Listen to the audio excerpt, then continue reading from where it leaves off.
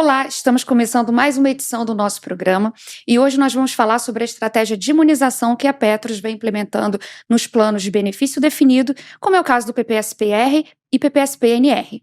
Eu sou Antônia Moraes, gerente de comunicação da Petros, e para falar sobre esse assunto eu estou aqui hoje com o Daniel Pereira, que é o nosso gerente executivo de fundos e macrolocação. Seja muito bem-vindo, Daniel. Obrigado pelo convite, Antônia. Sempre importante a gente ter esse espaço para poder explicar para os participantes esse grande movimento que a gente vem fazendo nos últimos 1 ano e meio nos planos de benefício definido. Bem, Daniel, para começar então esse nosso bate-papo, eu gostaria que você explicasse o que é estratégia de imunização e por que a Petros ela vem realizando então esse trabalho. Vamos lá. Plano de benefício definido, basicamente, é um plano onde a gente contrata, onde o participante contrata ao longo do tempo uma obrigação de um pagamento de prestações mensais, que é a aposentadoria. Então, chega um dado momento que o principal para esse plano é você garantir esse pagamento, essa segurança do pagamento dessas obrigações. Só que a gente precisa remunerar de uma forma adequada para que o dinheiro chegue perfeitamente em todos os momentos do tempo até o final da vida de cada um dos planos, né, de cada um dos pagamentos. A estratégia de imunização nada mais é do que você casar os fluxos de recebimento de recursos dos ativos, seja um cupom de título público, um dividendo de uma ação, um pagamento de uma prestação de um imóvel ou um desinvestimento específico, com os fluxos de pagamento dos planos, dos benefícios, tanto dos participantes aposentados quanto dos pensionistas. O grande benefício dessa estratégia, então, ela é, além de ela garantir mais segurança no cumprimento dessas obrigações futuras, porque eu estou casando esses fluxos, diminuindo a necessidade de a gente promover desinvestimentos em períodos inadequados de mercado, principalmente dos ativos de risco, como também, pelo fato de a gente implementá-la com títulos públicos na curva, que nós falaremos mais à frente, provavelmente, ela também traz mais previsibilidade nos resultados. Então, anualmente, a gente vai ter mais segurança de que os resultados dos planos serão próximos ou superiores, idealmente, às metas atuais de cada plano. A gente consegue essa segurança, essa maior previsibilidade, como eu mencionei, porque a gente vai investir, a gente está investindo a maior parte dessa estratégia em títulos públicos, em TNBs, né, que são os títulos indexados à inflação, com o que a gente chama de contabilização na curva, né? Eu estou diariamente, o papel que eu comprar com esse intuito, diariamente ele vai render uma proporção daquela taxa que foi contratada, até o vencimento. Então, com isso, eu garanto não só os fluxos, como também essa rentabilidade menos volátil, essa rentabilidade mais próxima da meta atuarial de cada plano. Perfeito. E Daniel, para a gente se aprofundar também no tema, explica o que é marcação na curva e o que é marcação a mercado e também se é possível realizar essa troca. Se hoje eu tenho um título a mercado, eu posso trocar para curva e vice-versa? Maravilha. Vou começar pela segunda. É uma questão de legislação, né? Então, depois eu explico exatamente a diferença, mas basicamente a legislação, ela permite que você compre os títulos públicos do momento da compra até para frente, né? Que com vencimento maiores do que 5 anos, do momento da compra, você pode fazer essa contabilização na curva, você vai assumir que você vai carregar até o vencimento, e os títulos com menor vencimento do que 5 anos em relação à data que você comprou, você não pode, você tem que contabilizá-los a mercado. Então, essa já é uma exigência da legislação. Por outro lado, a legislação permite que eu pegue um título que esteja marcado na curva, se em algum momento do tempo eu achar por bem, a instituição, né, os tomadores de decisão, o pessoal que analisa a situação do plano, achar por bem que faz sentido a gente remarcar mercado, vender, qualquer coisa nesse sentido, eu posso fazer esse movimento, de curva para mercado, é um ato de gestão. De mercado para curva a gente não pode. Então, ao final de 23, os planos com percentual relevante de seus títulos marcados na curva, a gente tem essa segurança da rentabilidade. Em algum momento para frente, se houver um entendimento que faz sentido fazer essa remarcação, tem que ter muita segurança dessa remarcação, porque depois eu não posso voltar mais. E como eu não posso fazer essa troca de mercado para a curva, para a gente implementar essa estratégia, a gente está tendo que ir a mercado. Então a gente está tendo que comprar títulos novos, casado tudo direitinho com o fluxo de passivo, para poder implementar esses títulos na curva. E aí, para responder a sua primeira pergunta, eu queria pedir até para botar o primeiro slide que a gente trouxe aqui, que aqui é para mostrar o que é a diferença, né? Então, curva e mercado são duas diferenças de marcação contábil. É tão simplesmente você fazer a contabilização diferente do ativo, né? Mas se você olhar que um título, né, chamado NTNB 2020, que o vencimento dele era em agosto de 2020. Então, se a gente tivesse comprado esse título em algum momento ali de fevereiro de 20 e levado até o vencimento lá no dia 15 de agosto de 2020, seja através da marcação na curva, seja através da marcação a mercado, no vencimento a rentabilidade ela é igual, ela tem que ser igual. A diferença é que com a marcação na curva, vocês veem que aquela retinha verde ali, ela decai ali do período de abril até junho por uma questão de inflação, foi um período que a gente teve deflação, então a inflação sim pode trazer a rentabilidade para menor, porque gerou deflação, rende negativo. Mas fora essa questão da inflação, ele vai sempre render diariamente a taxa que você contratou, então não tem flutuação de preço. Quando você marca mercado, a gente está refém, né, o investimento, ele, ao longo do período entre a data de compra e o vencimento, fica refém dos preços que o mercado atribui para a expectativa futura. Então, se eu comprei ali naquele cenário ali, muda mais um slide, por favor. Se eu comprei ali, na data de vencimento ali, na data de fevereiro, perdão, alguma taxa ali em torno de 1,80, por exemplo, 1,8% retorno por cento ao ano, né, acima da inflação, com o passar do tempo, com os problemas de Brasil, de economia, de mundo, de tudo, de aversão a risco do mercado, o mercado passou a exigir uma taxa de retorno maior para frente até o mesmo vencimento. Então, esse título, ele ali em meados de maio, ele passou a exigir um retorno anual de 6% real ao ano, né? Para frente, então, até o vencimento. Então, com esta oscilação de taxa, o preço diminui, né? É importante lembrar uma tecnicalidade, que o preço é inverso à taxa, né? Então, se a taxa aumentou, o preço diminuiu, se o preço diminuiu, a gente rendeu negativo. Então, esta oscilação das taxas a mercado é que fazem com que naquele gráfico anterior, entre a data de compra e a data de vencimento, o preço flutue, a rentabilidade flutue. E isso que traz a oscilação de resultado, e isso para os planos de benefício definido como o nosso, com a maturidade que o nosso tem, ele é ruim porque em cortes mensais, em cortes periódicos, ali a gente mostrou uma janela de compra dentro do mesmo ano que vence. Mas assumindo que a gente compre um título com vencimento mais longo, eu vou ter cortes anuais, onde você vai ter que mostrar a rentabilidade anual. Se pegar um período ruim desse de mercado, a rentabilidade fica muito ruim. Então isso gera toda uma discussão de você ter menos ativo, aquela discussão toda de PED e tudo mais. Então, assim, o grande benefício dessa estratégia é como eu posso implementar na curva, como a legislação permite isso, a gente compra os títulos certinho, casando os fluxos, garanto que eu vou levá-lo até o vencimento, com isso eu posso marcar na curva. Marcando na curva, eu vou garantir aquela rentabilidade linear, vamos dizer assim, né, sem essa oscilação de preço como consequência do mercado. Então, eu dou muito mais previsibilidade nos resultados dos planos. Então, basicamente é isso, é uma questão contábil, o ativo que a gente tinha era correto, a gente já sempre teve esses títulos públicos, a diferença era contábil. A gente, no passado recente, não tinha esses títulos na curva, a gente tinha majoritariamente mercado, uma questão também explicável. Agora, a gente está movendo para esses títulos na curva, garantindo previsibilidade para frente de resultado. Perfeito, Daniel. E quando é que começou exatamente essa estratégia de imunização na Petros e o quanto hoje nós temos na carteira? Maravilha. Essa estratégia começou ali em novembro de 2021. Se puder botar mais um slide que a gente trouxe aqui, que é importante como pano de fundo, né? Então, como eu falei, o título na curva, a estratégia de imunização, ela vai ser majoritariamente composta por títulos na curva, com um pouco de título da mercado e muito pouquinho de caixa, né? Os títulos na curva, então, como eles vão render diariamente o proporcional à taxa que você contratou, de modo que em um ano vai render exatamente a taxa que você contratou, não faz sentido a gente carregar esse título rendendo menos do que a meta atuarial, né? Então, se a minha meta, se o plano tem que render todo ano IPCA mais 4,50, para fazer todo o casamento de passivo e fazer aquela conta dos fluxos de pagamentos futuros terminarem até, né, corretamente, para fazer isso, a gente precisa que o título renda pelo menos essa taxa. E vocês podem ver ali no gráfico, né, a gente pegou dois vencimentos, um vencimento bem longo e um vencimento bem curto, para expressar essa situação, mas isso aconteceu o que a gente chama na curva de juros inteira, né? Então, desde de ali, janeiro de 2017, os títulos estão remunerando para frente retornos reais menores do que as nossas metas. Então, desde 2017 para frente, não fazia sentido a gente comprar título e botar na curva. Não fazia sentido a gente cravar essa contabilização na curva, porque senão eu estou travando uma rentabilidade menor que a meta. Eu estava contratando automaticamente um déficit, né? Então, durante muito tempo, a gente não tinha essa possibilidade de comprar esses títulos. A gente tinha os títulos, a gente ganhou, rendeu, né, pelo menos a carteira de renda fixa por um bom tempo, rendeu positivamente com essa queda dessas taxas.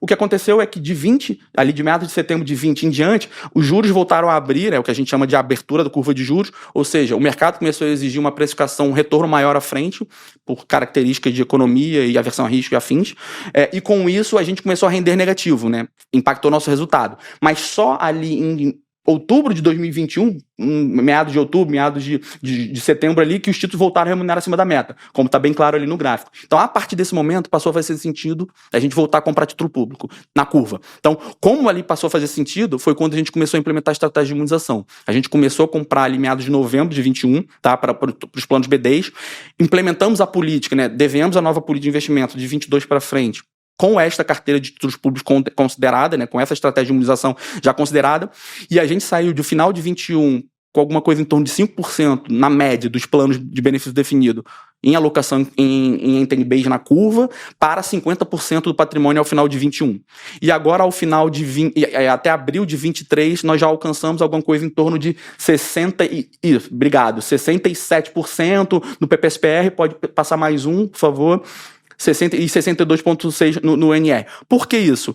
Como eu falei inicialmente, cada plano BD tem sua característica de passivo, de existência de PED, de maturidade de plano, de composição de características dos participantes que estão aposentados ou que irão se aposentar. Tudo isso influencia na composição dessa carteira. Então, podem ter títulos com vencimentos com títulos com vencimentos mais curtos, planos com uma quantidade maior de títulos de vencimento mais curtos, planos com a quantidade de títulos com vencimento mais longo, tudo casadinho com o fluxo. Então, por causa disso, a gente acaba, e da necessidade de desinvestir de ativos para poder fazer a aquisição desses títulos, cada plano está seguindo, todo mundo a gente está seguindo, obviamente, dentro do for possível, mais rápido possível, mas cada plano tem seu time, tem sua composição. Então, com isso, cada plano vai ter esse percentual de alocação específico, hoje e esperado. Na média, a gente já está com ali mais ou menos 60 e poucos % de todos os nossos 6 planos BDs.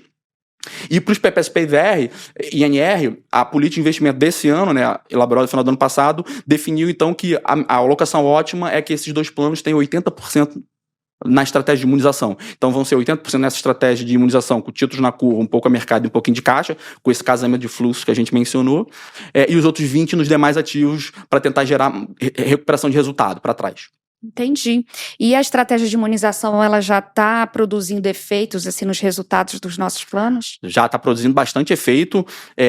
A gente passou 2023... 2022 a gente veio construindo a carteira, né? Então o resultado da estratégia em si é sempre muito positivo, só que a contribuição dessa estratégia para a carteira como um todo, ela vem aumentando na medida que essa estratégia vem se tornando mais relevante, né? Então ao longo de 22 a contribuição foi menor, a estratégia sempre rendendo acima da meta, mas a contribuição foi um pouco menor.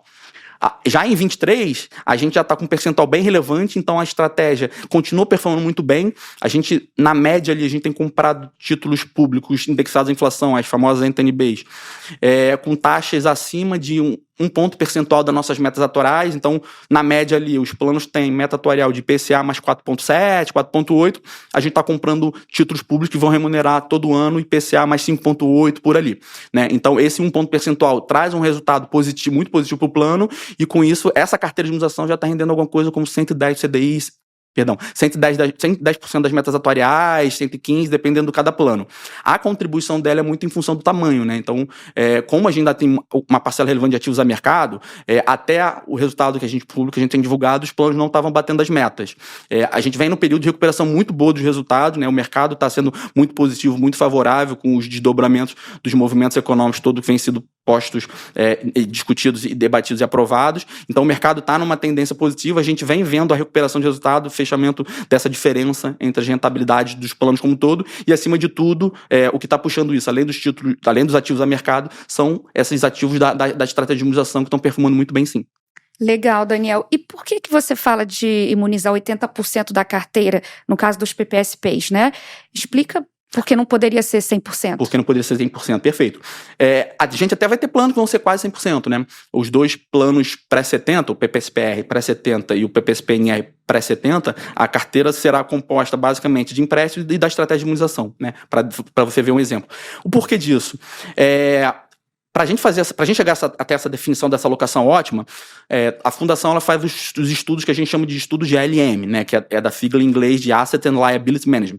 Nada mais é do que a administração de ativos e passivos, né? Então, é isso. São os estudos em que a gente vai extrapolar ao longo do tempo a evolução do ativo e do passivo de todos os planos em função de cenário econômico, em função de perspectiva de preço de ativos, em função de premissas atuariais. Então, tudo isso entra numa grande conta, faz-se várias simulações de resultados dos planos para frente e olha como é que é o comportamento da solvência, né? Que é uma forma de você ver o déficit dos planos ao longo do tempo futuro, né?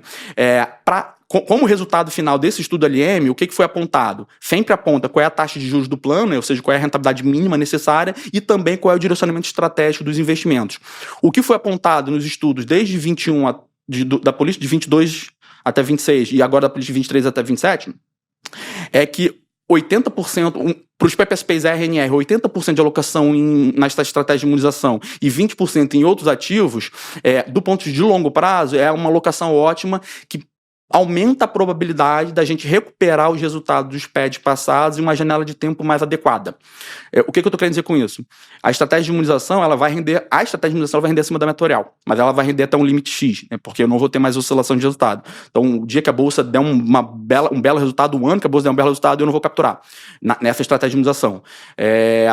Como a gente precisa recuperar resultados para trás, os PEDs, né, para poder diminuir a dificuldade para os participantes, esse estudo de LM, ele identificou que se a gente ficar com uma parcelinha de risco, que são em tese esses 20%, sabendo fazer um controle adequado de riscos e sabendo escorrer os riscos adequados, quando o mercado for favorável, a gente consegue gerar um resultado que é um upside, é um ganho em relação à meta tutorial. Então, com isso, a gente consegue ir gerando superávites e que compensem déficit para trás, no médio e longo prazo. Isso é importante ficar claro. A gente não está trazendo uma fórmula mágica que vai fazer resolver o problema de solvência em 2, 3 anos. Isso aqui é ao longo do tempo, cada ano, recuperando um pouquinho, botando um tijolo em cima do outro tijolo, a gente vai conseguir fazer com que os planos recuperem os PEDs para trás e diminuam muito a probabilidade de PEDs para frente, né? Então, basicamente, o motivo cada plano tem sua particularidade, tem planos que possuem PEDs, tem planos que têm contrato de dívida com a patrocinadora que resolve este problema.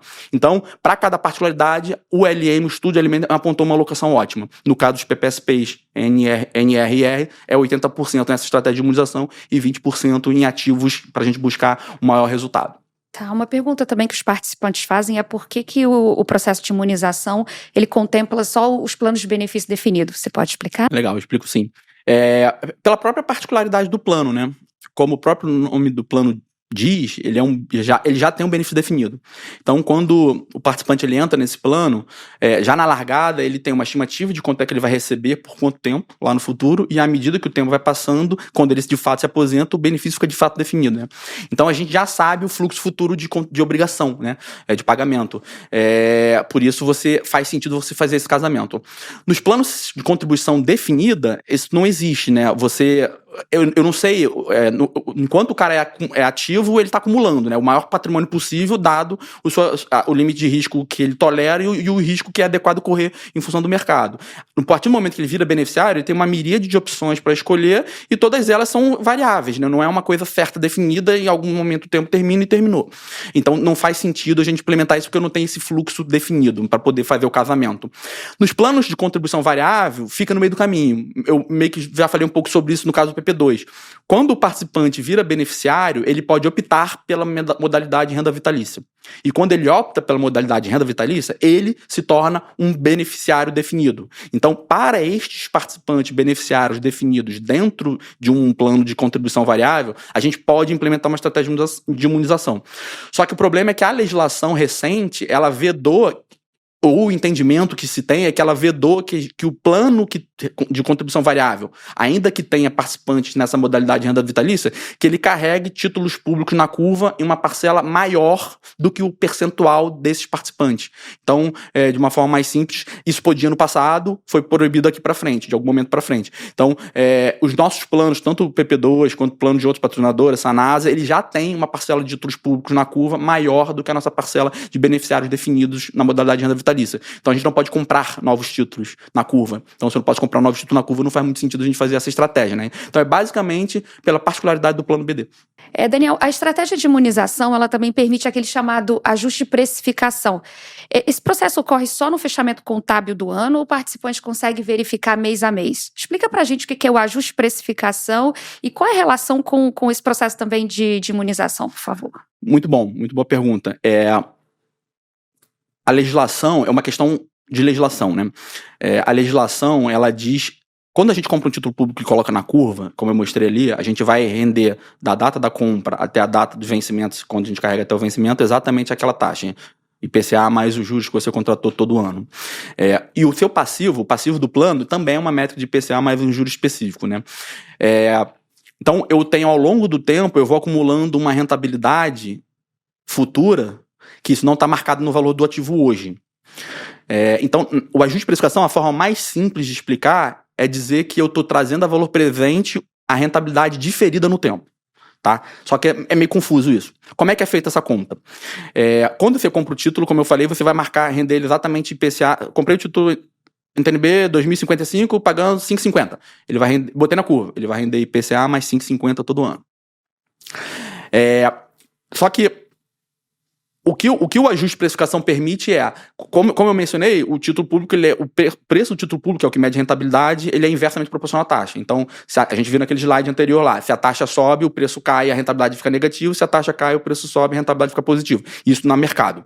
O ajuste de precificação é como se fosse essa correção. Se eu carrego o título público na curva, e ele vai sempre remunerar IPCA mais 5,50, se ele remunerasse uma taxa menor, se a taxa fosse 4, ele geraria uma rentabilidade muito maior. Então, o ajuste de precificação nada mais é que eu pegar esse de título, que eu comprei, que eu contabilizei na curva, que vai render exatamente a taxa dele de hoje até o vencimento, e precificá-lo como se ele fosse render a minha meta atuarial. Então, eu comprei um título que vai render IPCA mais 5,50, só que a minha meta atuarial é IPCA mais 4,50. Se eu botar quanto é que é o valor desse título hoje, a IPCA mais 4,50, ele vai dar um valor presente de ativo que gera um ganho gigante, porque esse valor não está expressado no meu balanço hoje, esse valor está diferido no tempo, essa diferença. Tá?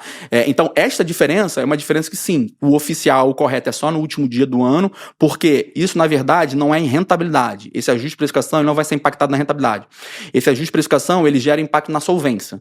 Então, no final do ano, o plano rendeu X, acima ou abaixo da meta atuarial. Aí o atuário vai fazer a demonstração atuarial lá do plano, vai ter a métrica de solvência, o valor presente dos ativos sobre o valor presente do passivo, né? Então a solvência ela mede o déficit. O que ele vai fazer se estiver deficitário nesta métrica, ele vai ver quanto é que eu tenho de ajuste de precificação guardado aqui, ou seja, rentabilidade diferida. E aí eu vou somar esta rentabilidade na solvência e vou gerar uma solvência ajustada. Então o ajuste de precificação ele não vai estar impactado na rentabilidade. Ele vai estar impactado, ele vai gerar impacto na solvência. E aí, dessa solvência ajustada, você vai definir se o plano gera ou não uma necessidade de um plano de equacionamento de déficit. Por esse motivo, o correto de fato é só no final do ano. A gente sabe que a gente pode acompanhar isso gerencialmente, a gente acompanha isso gerencialmente, porque essa métrica é uma métrica dada, é só você fazer a conta, né? É uma matemática. Então, a gente acompanha diariamente quanto é que a gente tem disso, mensalmente, levando para os nossos órgãos de governança, mas o oficial que o participante vai ver não é na rentabilidade, vai ser no final do ano, no resultado da solvência ajustada, no demonstrativo atuarial. Tá certo, entendi, Daniel. E agora acho que a pergunta mais importante que nós recebemos dos nossos participantes com relação a esse processo de imunização é se essa estratégia, ela traz a certeza de que o plano nunca mais apresentará déficit? Déficit é uma coisa... Déficit ele é consequência da rentabilidade anual ser menor do que a meta anual. Se eu tenho uma meta que deveria render 10 e render menos do que 10, eu já gerei um déficit. Só que não necessariamente esse déficit precisa gerar um equacionamento. A legislação permite que você carregue pequenos déficits, e aí para cada plano tem um limite para isso, que você recupere ao longo do tempo. A gente sabe que a economia ela anda em ciclos, né? Então tem o ciclo de alta, tem o ciclo de baixo, de PIB, de inflação, de juros, de tudo. Esses ciclos, normalmente, eles afetam, no longo prazo, eles direcionam o preço dos ativos no mercado. Então os preços dos ativos também andam em ciclos. Quando a gente tem um ativo a mercado, você está refém de alguma forma desse ciclo. A melhor gestão vai melhorar ou piorar o resultado em relação a esse ciclo. O que pode acontecer os planos, lembrando, alguns planos não terão 100% na estratégia de imunização, terão 80% ou 90% ou 100%. Esses planos que terão menos do que 100%, eles já terão menos do que 100% por uma necessidade, provavelmente, de um PED existente. O que vai acontecer é a rentabilidade dessa carteira de imunização, ela foi feita, a estratégia de imunização ela foi implementada justamente para reduzir a possibilidade de PEDs futuros. Então, mas nada impede que em algum ano específico a rentabilidade seja marginalmente menor do que a meta. E se ela for marginalmente menor do que a meta, porque a outra parcela de ativos a mercado sofreu com alguma questão qualquer de mercado de ciclo, se essa rentabilidade for minimamente menor do que a meta, já vai gerar algum PED. Já vai gerar algum déficit, perdão, não vai gerar PED, vai gerar déficit. A preocupação da estratégia de imunização é não gerar novos PED futuros. Com essas questão do ciclo econômico, com a possibilidade de ter ativos a mercado, gerindo de forma correta e controlando o limite de risco aceitável, a gente entende que no longo prazo, se um ano você gerar uma rentabilidade marginalmente menor do que a meta e gerar um pequeno déficit, a gente entende que nos anos seguintes você consegue recuperar, porque nos anos seguintes o ciclo se inverte e aí você passa a surfar a onda de mercado dos ativos andando bem, né? Então, o grande segredo dessa estratégia de imunização é que a gente cria um colchão de rentabilidade positiva. E é um colchão muito relevante. Então, eu vou ter menos cenários em que a rentabilidade vai oscilar muito para cima e muito para baixo em relação à meta. Ela vai sempre ser próximo da meta. Um pouquinho abaixo, um pouquinho acima. Um pouquinho abaixo, um pouquinho acima. Buscaremos ser sempre acima. Mas, como tem alguns ativos a mercado, esses ativos a mercado podem, em algum momento, gerar uma rentabilidade marginalmente abaixo da meta. Isso não necessariamente vai gerar PED. A preocupação número 1 é justamente a segurança de não ter novos PEDs. Se a gente tiver segurança de não ter novos PEDs, no longo prazo a gente entende que a gente é capaz de, com essa estratégia, com os ativos que ainda vão ficar no mercado, recuperar, gerar superávit para poder recuperar os PEDs para trás. O importante é não gerar PED. Ótimo, Daniel. Muito obrigada pelos seus esclarecimentos e te agradeço aqui pela presença no nosso programa. Eu que agradeço. Obrigado. Estamos à disposição para umas próximas. Além desse programa aqui com o Daniel, que explicou tudo sobre a nossa estratégia de imunização, nós temos alguns vídeos no nosso canal no YouTube sobre o tema. No site da Petros também vocês encontram matérias sobre o assunto, além do nosso relatório anual que apresentamos um capítulo específico sobre esse tema. E se você não segue a Petros hoje no Spotify ou no YouTube, acompanhe a gente por lá, tem muitas novidades. Até a próxima edição.